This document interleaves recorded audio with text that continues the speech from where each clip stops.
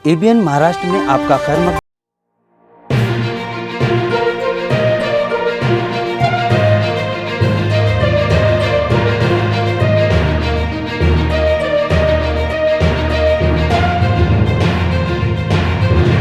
ABN Maharashtra में आपका खैर मकदम। मैं हूं मुनीर आरिफ खान। नाजरीन, पूरे मराठा समाज को उनका हक दिलाने के लिए एक मराठा नौजवान मनोज जरांगे पाटिल ने मराठवाड़ा के एक छोटे से देहात अंतरवाली सराटी से जो हुंकार भरी थी, वो अब पूरे महाराष्ट्र के मराठा समाज की आवाज बन चुकी है।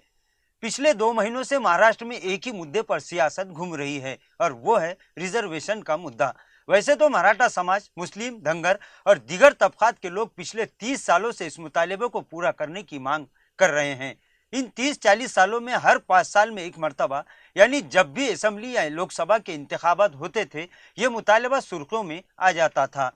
तमामी समाज के लोग अपने हक को हासिल करने के लिए हुकूमत और सियासी जमातों के साथ साथ नेताओं से इस मामले पर बात करते थे। इलेक्शन के वक्त इस मामले को इस्तेमाल करके और तमामी तबकात के लोगों को रिजर्वेशन देने का वादा करके तमाम सियासी पार्टियां सियासी फायदा हासिल करते रहे और फिर इलेक्शन के बाद हुकूमत में रहने के बावजूद न ही सियासी पार्टियों ने और न ही नेताओं ने इस मामले को लेकर अपनी जाती दिलचस्पी दिखाई।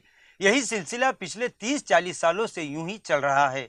लेकिन इस मर्तबा रिजर्वेशन की जो आवाज उठी है, उसने पिछले 30-40 सालों के तमाम रिकॉर्ड तोड़ दिए और इस वक्त सबसे ज्यादा इस मामले को लेकर और हर हाल में अपना हक हासिल करने के लिए जो आर पार की लड़ाई के लिए मैदान में उतर चुका है, वो है मराठा समाज। महाराष्ट्र की तारीख में पहली मर्तबा यह देखने में आया कि मराठा समाज के रिजर्वेशन के मामले को लेकर पूरा समाज इतना संजीदा, मुत्तहिद और एकजुट होकर रास्तों पर उतरा हुआ है।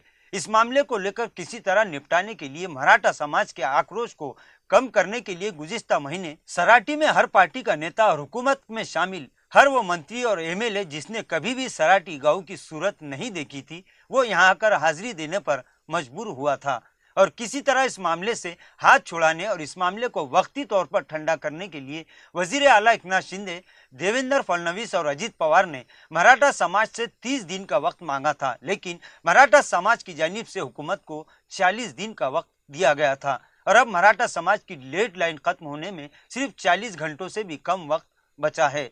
अब जहां मराठा समाज हुकूमत की जानिब से किसी बड़े ऐलान और फैसले का इंतजार कर रहा है, तो दूसरी तरफ हुकूमत और हुकूमत में शामिल तमाम पार्टियां और इनके नेताओं की गोया नींद उड़ चुकी है। हर कोई नेता इस मामले से खुद को बचाने की फिक्र में मसरूफ है। हर कोई इस मामले को तीनों पर, यानी वजीर आला एकनाथ शिंदे, नायब वजीर आला देवेंद्र फडणवीस और वजीर दाखिला अजित पवार के माथे पर थोप रहा है। अब हुकूमत का काउंटडाउन शुरू हो चुका है। इधर ये खबरें भी आ रही है कि हुकूमत ने कुंभी सर्टिफिकेट की जांच के लिए जो संदीप शिंदे समिति बनाई थी, उसने मजीद 2 महीनों का वक्त मांगा है, जबकि मराठा समाज ऐलान कर चुका है कि अब 1 घंटे की भी मोहलत नहीं दी जाएगी। जिसके बाद अब 24 तारीख तक हुकूमत क्या इकदाम करती है और मराठा समाज का अगला कदम क्या होगा, इस पर सभी की नजरें टिकी हुई थी। सबको फिक्रमंद इस बात ने कर दिया था। पहली मर्तबा ऐसा हुआ है कि पूरा मराठा समाज खुद अपने ही नेताओं के खिलाफ खड़ा हो चुका है।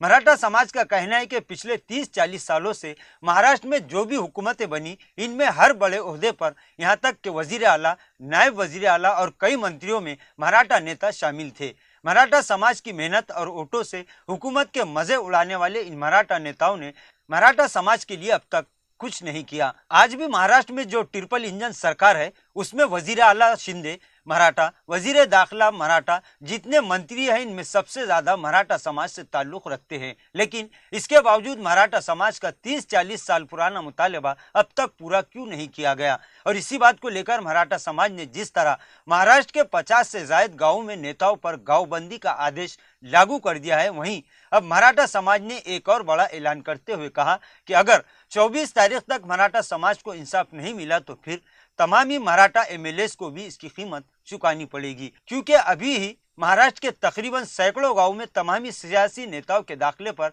मराठा समाज की जानिब से पाबंदी लगा दी गई है। हर गांव के दाखिली रास्ते पर नो एंट्री का बोर्ड लगा हुआ है। इधर बीजेपी के मंत्री नारायण राणे और इनके बाद दूसरे मंत्री रामदास कदम के जरांगे पाटिल की जानिब से किए गए मराठा समाज के कुंडमी सर्टिफिकेट पर दिए गए बयान के बाद से तो ये मामला फिर बिगड़ता दिखाई दे रहा है और मराठा समाज ये कह रहा है कि मराठा समाज में फूट डालने के लिए हुकूमत की ईमा पर इस तरह के बयानात दिए जा रहे हैं। मराठा कायदीन के बायकाट के ऐलान के बाद मराठा समाज के जितने भी नेता हैं, जिनमें वजीर आला, वजीर दाखिला और तमामी मंत्री संतरी, सबकी सांसें अब ऊपर नीचे हो रही हैं। अब इन 48 घंटों में ऊँट किस करवट बैठेगा, ये देखने वाली बात है। सबसे अहम और फैसलाकुन मामला यही है, मराठा समाज आज ही इस मामले पर फैसला ले चुका है, आइंदा का लाहेअमल भी जाहिर कर चुका है। इस आंदोलन की दिशा तय की जा चुकी है। इधर शिंदे, फडणवीस और अजीत पवार की जान में जान नहीं है।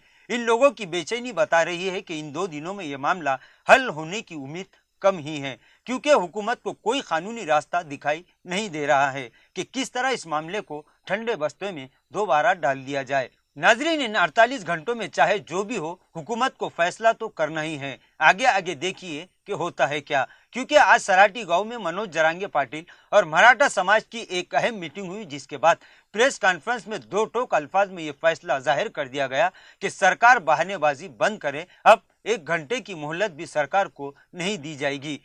24 तारीख तक सरकार मराठा रिजर्वेशन का ऐलान करके मराठा समाज का मान बरकरार रखे। रिजर्वेशन से हटकर किसी भी बात पर समझौता नहीं किया जाएगा। मराठा समाज रिजर्वेशन से हटकर 1 इंच भी पीछे हटने के मूड में नहीं है। अब 24 अक्टूबर को न सिर्फ महाराष्ट्र की ट्रिपल इंजन सरकार बल्कि तमामी मराठा नेताओं का भी सियासी मुस्तकबिल तय हो जाएगा। नाजरीन, आज के लिए बस इतना ही। कल फिर मुलाकात होगी कुछ नई खबरों के साथ। तब तक के लिए मैं मुनीर आरिफ खान आपसे इजाजत चाहता हूँ। अल्लाह हाफिज।